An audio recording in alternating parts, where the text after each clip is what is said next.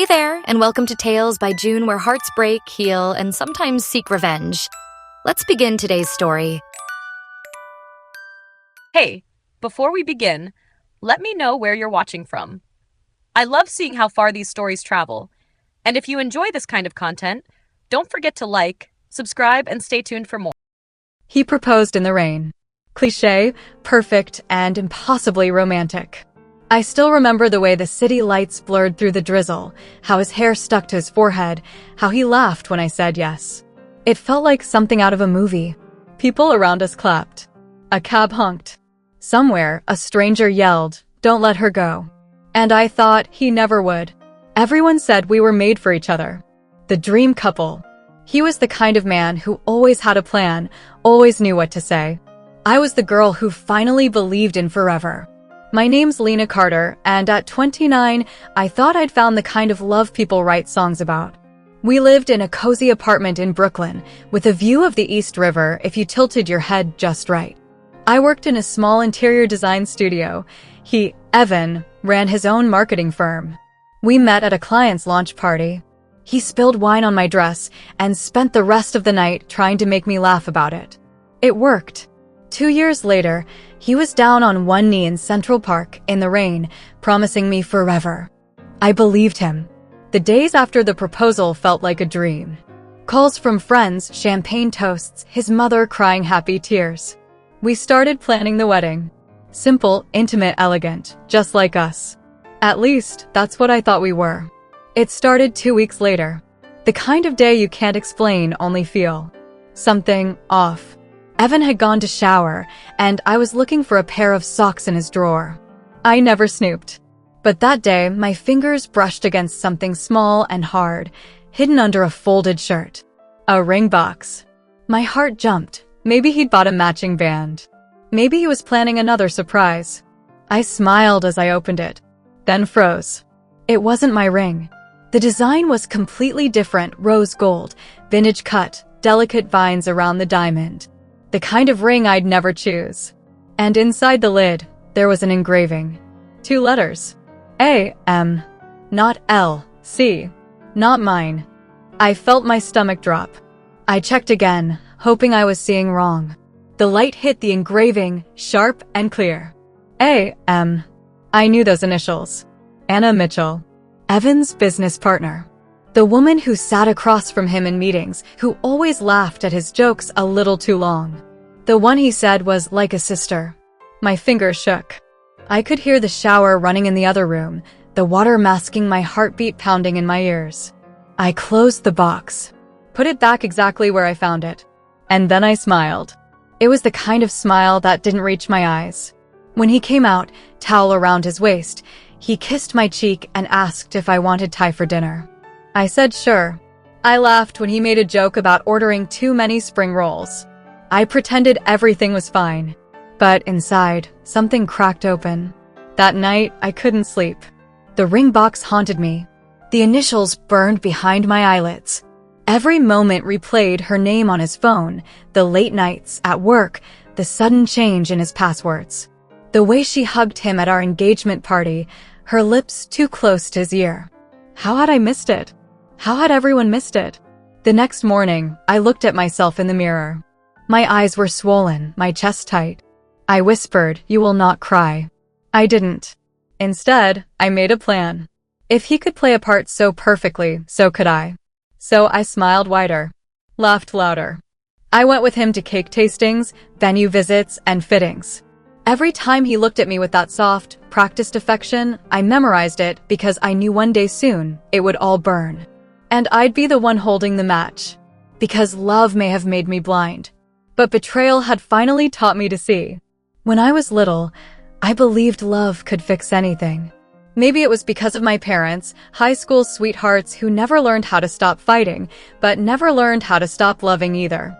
My mom used to tell me, "Love doesn't make life easier, Lena. It just makes it worth it." Back then, I thought she was just being dramatic. But now, I think she was warning me. I grew up in a small apartment in Queens, the kind of place where you could hear your neighbors argue through the walls, but still feel safe. We didn't have much, but my mom made everything beautiful. She painted, rearranged furniture, sewed curtains out of old sheets. I guess that's where my love for design came from. Turning small, ordinary things into something warm. Something that felt like home. After college, I moved to Manhattan and got a job as an assistant at a design studio. I was 24, broke, hopeful, and convinced that the right kind of love would make the city feel less lonely. That's when I met Evan Pierce.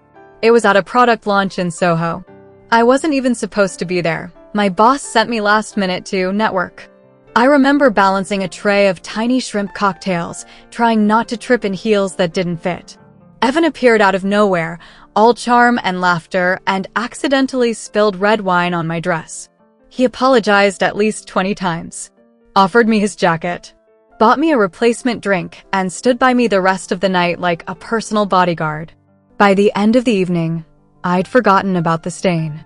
He was funny, confident, and had this way of making everyone around him feel seen. He asked for my number and texted me before I even made it home. Our first date was 3 days later, pizza and late-night talks by the Brooklyn Bridge. He told me about his dreams of starting a marketing firm. I told him about wanting to open my own studio someday. He said, "We'll build an empire together." And for a while, I thought we really would. Evan was ambitious. He worked harder than anyone I knew. I admired that. We built a life brick by brick, small victories, long nights, takeout dinners, laughter. He encouraged me to take risks, to trust myself. He said he loved my fire, my ideas, my stubborn heart. I thought he meant it. 2 years later, his company took off. That's when I met Anna Mitchell. She was introduced to me as his new business partner, brilliant, confident, with perfect hair and an even more perfect smile. The kind of woman who seemed to have life figured out. When I met her, I remember thinking, of course, she's the one he'd trust with his dream. She was kind, in that polished way successful women often are. She complimented my dress, said she loved my work, and hugged me like we were already friends. I liked her. At first. She became part of our lives fast. Dinners after meetings, group trips, work calls at odd hours. I didn't think much of it. I was proud of Evan, proud that his business was growing. But little moments started to feel off. The way she looked at him when she thought I wasn't watching. How her hand lingered a little too long on his shoulder. The inside jokes I wasn't part of. Once, at a company dinner, she laughed and said, "No one understands Evan like I do." Everyone laughed. Even him. It shouldn't have stung, but it did. A few months before the proposal, I found an earring in his car. Simple, gold, nothing flashy. I asked, and he said it belonged to one of his clients. He was calm, so calm that I believed him. That was the thing about Evan, he could lie without blinking. Still, I tried not to become the paranoid girlfriend. I pushed the thoughts away. After all, he came home to me. He said he loved me. He planned a future with me. When he proposed in the rain, with the whole city watching, I told myself I was crazy to ever doubt him. I looked at that man on one knee, drenched and smiling, and I thought, this is what trust feels like. But trust, I would learn later, was just the prettiest disguise for blindness. I'd seen the signs all along. I just didn't want to believe them. If I had looked closer, maybe I would have seen the truth in his eyes that night. Maybe I would have noticed the guilt under his smile, the tremor in his hand when he slipped the ring on my finger. But I didn't. I was too busy falling deeper into a dream he'd built on lies. And 2 weeks later, when I found the ring box that didn't belong to me, that dream shattered like glass. I told myself I was imagining things. I had to. There was no other explanation for the sinking feeling in my chest every time I saw Evan and Anna together. No other reason for the pang in my stomach when his phone buzzed with her name, always at odd hours.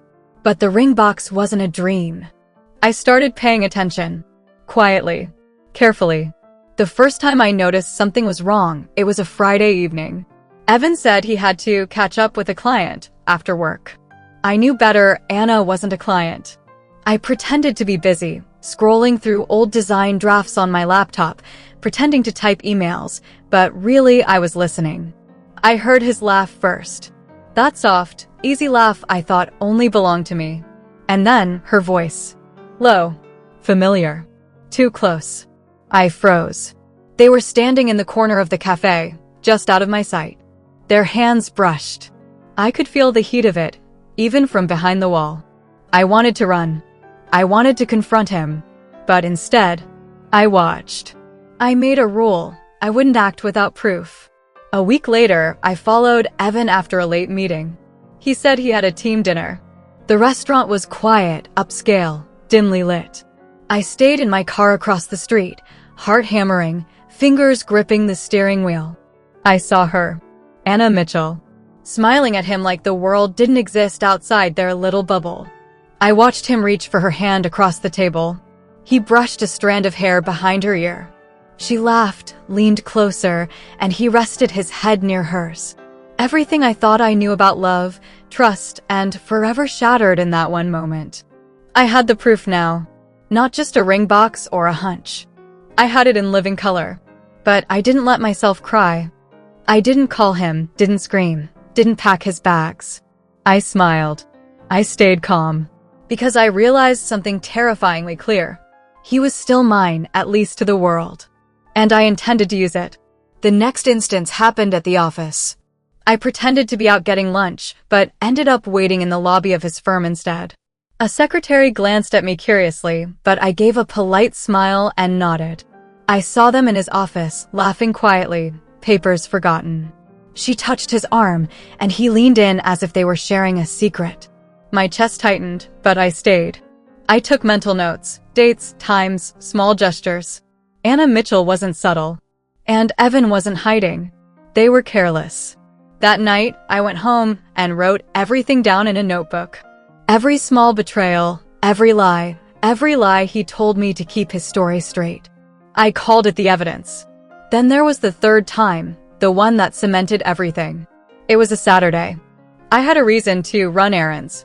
I parked a few blocks from his apartment and watched him leave, stylish briefcase in hand, as if he had no idea the game was already over. He walked toward a quiet street in Tribeca.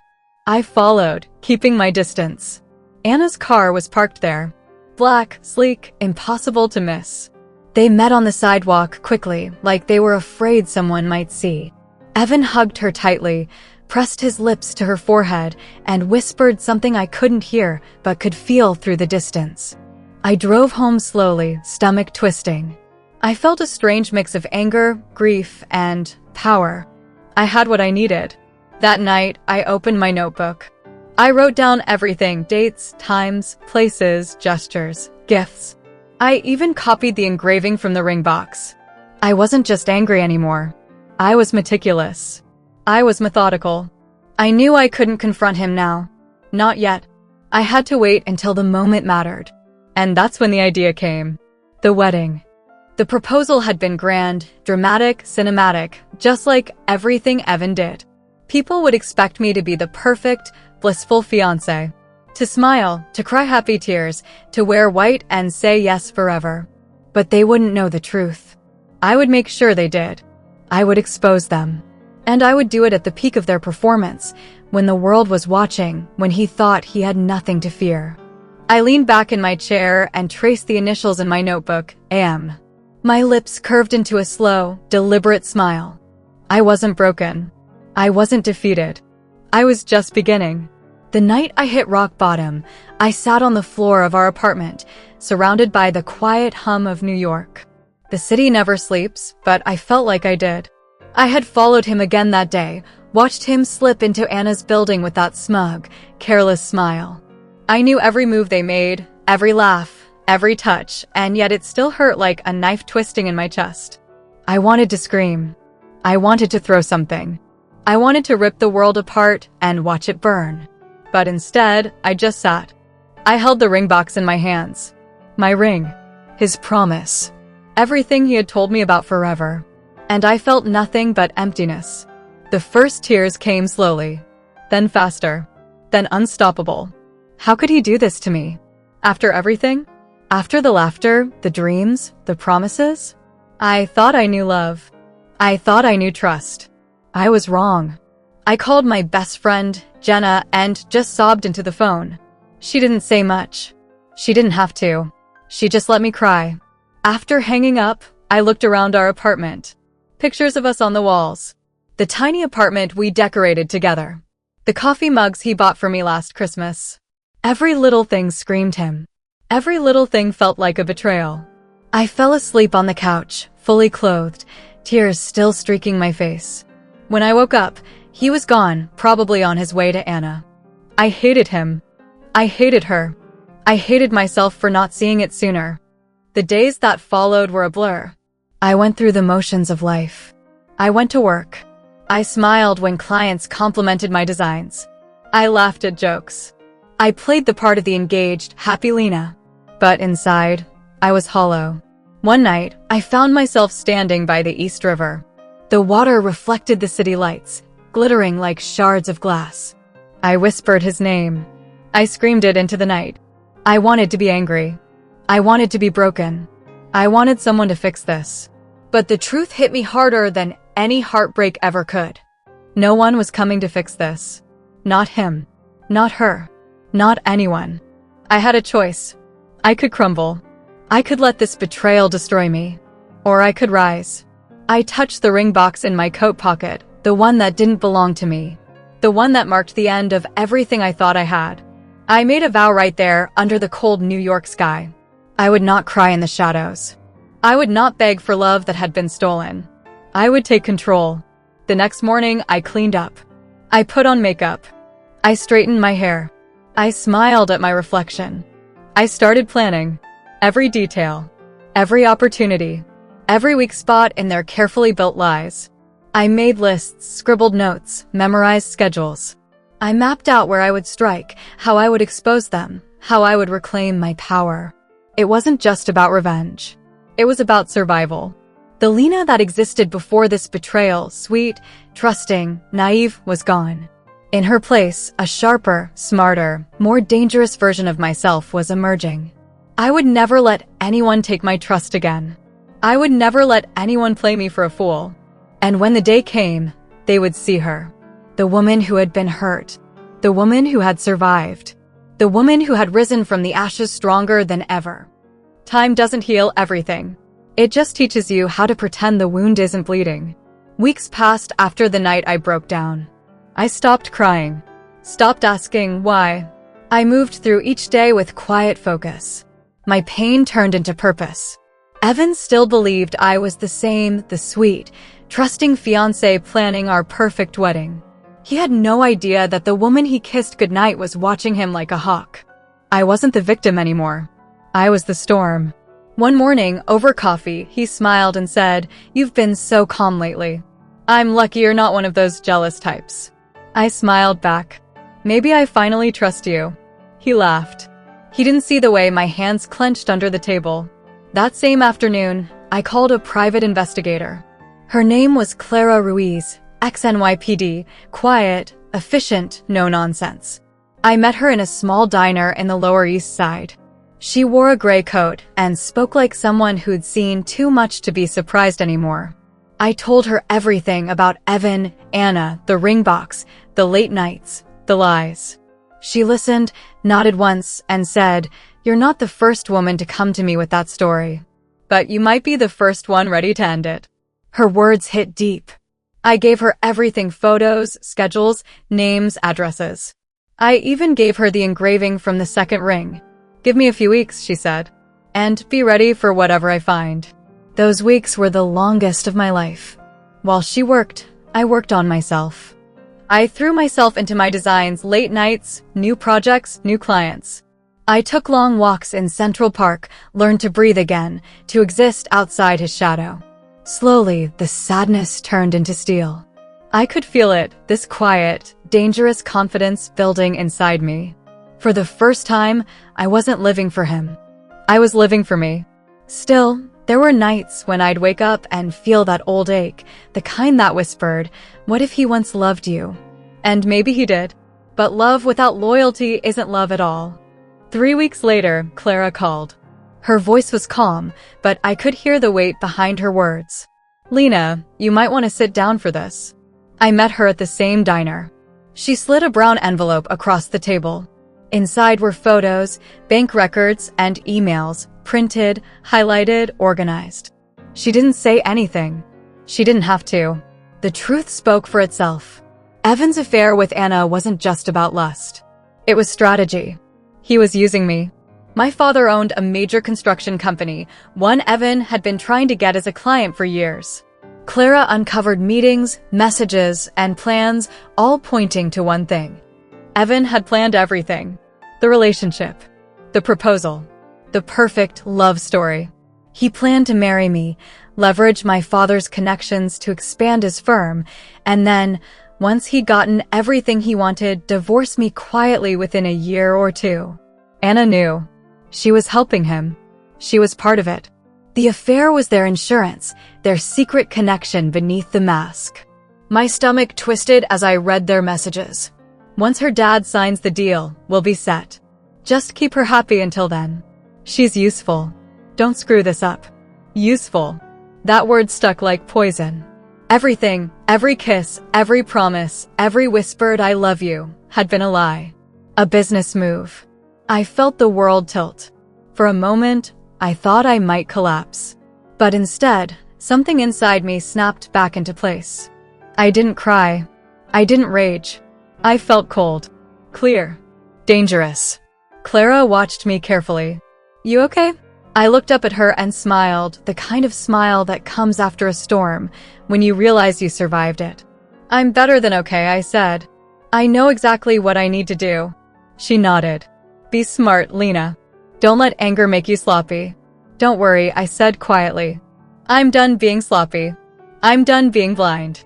That night, I went home, poured myself a glass of wine, and sat by the window watching the city glow beneath me. I took off my engagement ring, his ring, and placed it next to the other one. The one with AM engraved inside. 2 symbols of the same lie. And then I began to write. Emails. Letters. Notes. Evidence. I organized everything, his cheating, his fraud, his manipulation. I even drafted messages for the media, for my father, for every client he had lied to. If Evan Pierce wanted to build an empire on deceit, I'd make sure it burned before the ink dried. This wasn't just about heartbreak anymore. It was justice. No, it was war. And when the day came, when the world watched him stand at that altar thinking he'd won, I'd make sure the truth came crashing down around him. Not with screams. Not with tears. With silence. With proof. With power. Because I was done being the girl who cried over broken promises. Now, I was the woman who broke the illusion. Weddings are supposed to be beautiful. A celebration of love, of promises, of beginnings. Mine was a battlefield. The morning of the wedding, New York was gray and heavy with clouds, poetic really. The kind of day that looked like it might rain but didn't quite have the courage to. I looked at myself in the mirror. The white dress. The soft curls. The perfect bride. Everything he'd wanted. Everything he thought he controlled. But today wasn't his story anymore. It was mine. The night before, I barely slept. My plan was ready, simple, elegant, devastating. Just like the woman he thought he'd broken. Clara's report sat in my purse, along with printed photos, email screenshots, and a small flash drive. I'd also written a speech. Not a love letter, a truth bomb wrapped in silk. By the time I walked into the church, I wasn't nervous. I was calm. Too calm. My father stood beside me, proud and oblivious, whispering, "You look like your mother on our wedding day." I smiled softly. If only he knew what kind of story we were about to start. The ceremony began. The church was filled with flowers, gold light, and too many lies. Evan stood at the altar, handsome as ever, confident, smug. He looked at me like I was his masterpiece. Anna sat in the front row, pretending to be thrilled for us, her smile just a little too wide. Our eyes met. She looked away first. The music played. The guests stood. And I walked down the aisle. Every step echoed louder than the last.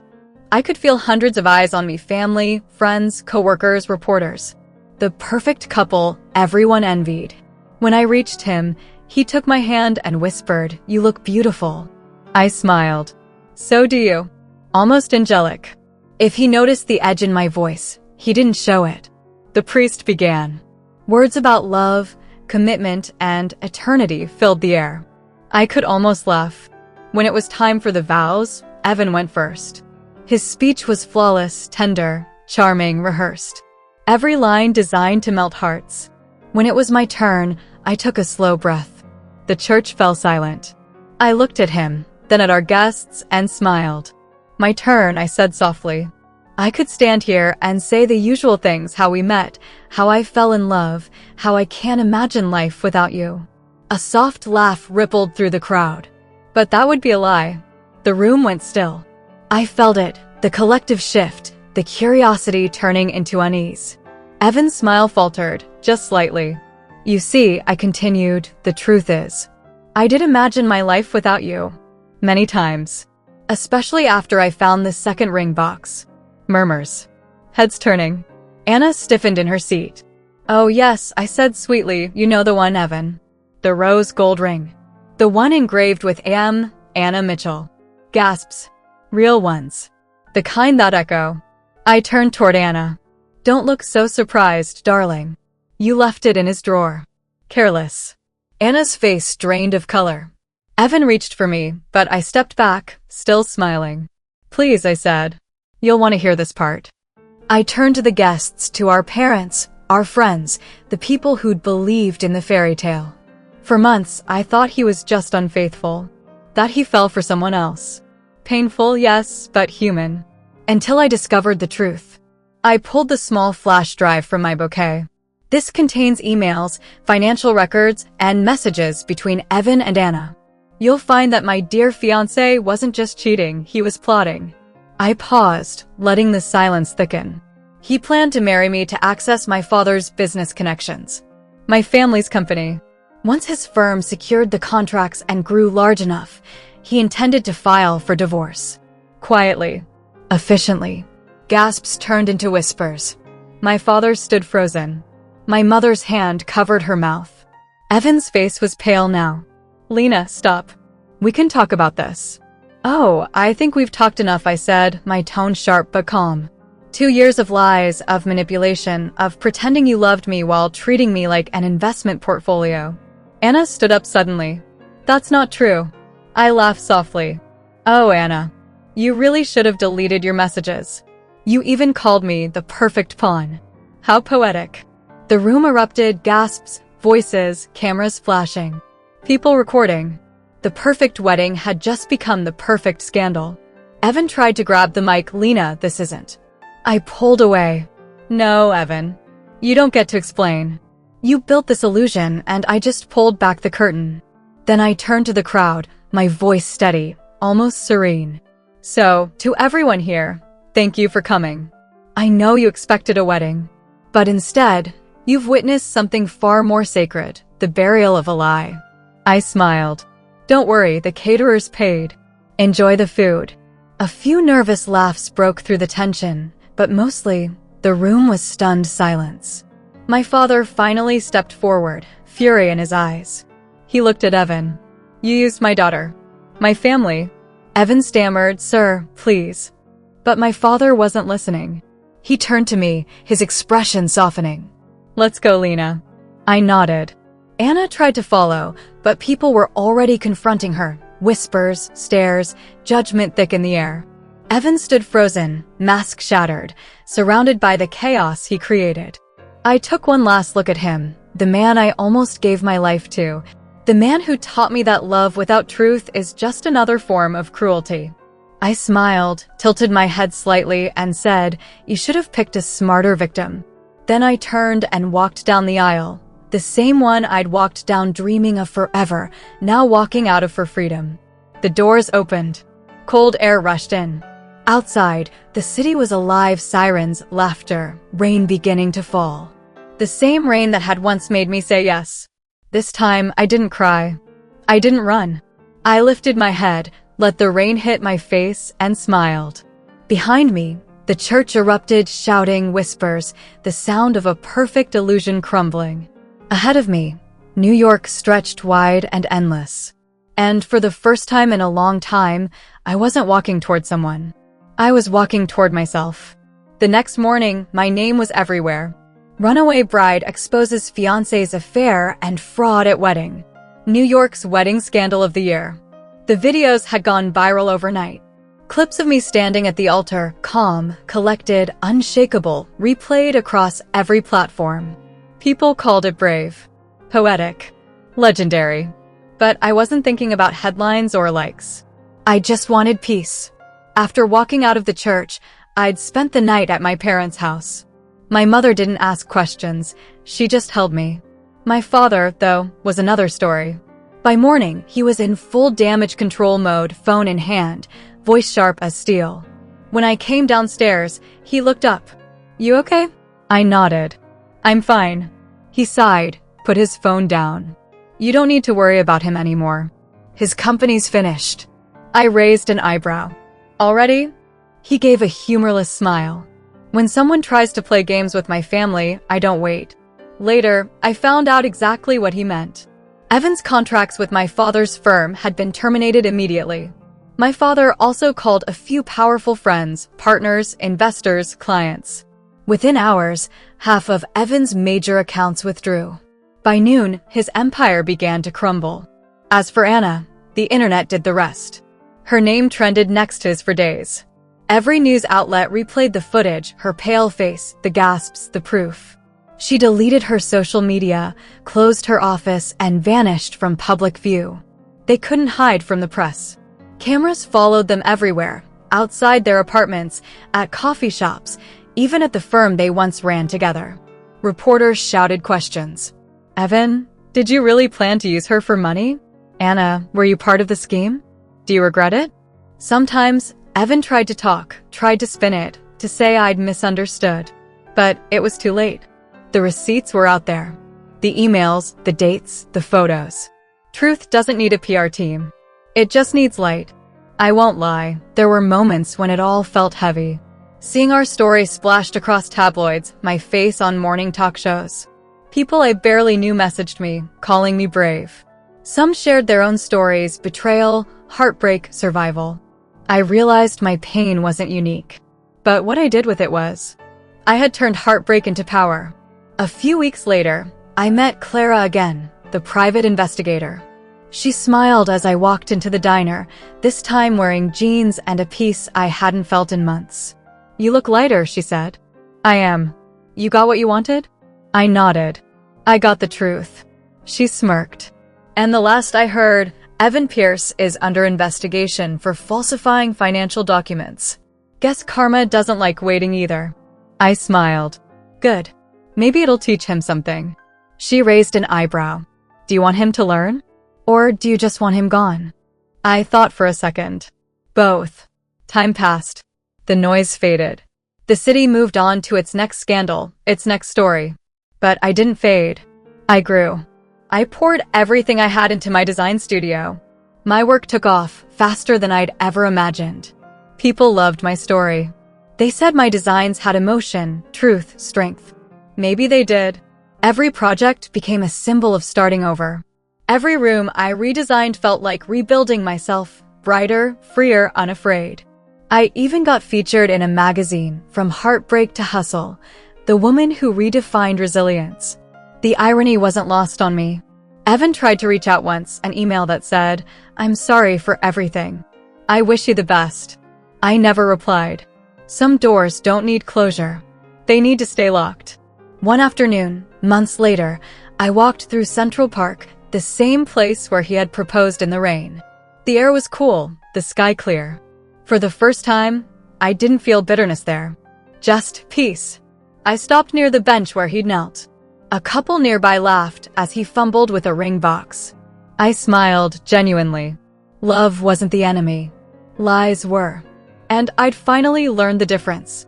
When I got home that night, my parents were waiting with dinner, my mother's favorite lasagna, my father pouring wine like the past never happened. "Here's to you," he said, raising his glass. "To my daughter, the bravest woman I know." I laughed. "To surviving New York." We clinked glasses, and for a moment, everything felt right again. Life didn't go back to what it was, it became something better. I learned to wake up without checking someone else's messages. To love my own company. To trust my instincts again. People stopped calling me the woman who got cheated on. They started calling me the woman who stood up. And I liked that version better. Sometimes I still get messages from strangers. You gave me courage. I watched your story and left my toxic fiancé. You reminded me that walking away isn't weakness, it's freedom. I read them, smile, and think maybe everything that broke me happened so I could help others find their strength too. As for Evan and Anna, last I heard, their firm collapsed completely. Lawsuits, debt, rumors of them turning on each other. They built their story on deceit, and it turned to dust. Meanwhile, I built mine on truth, and it grew roots.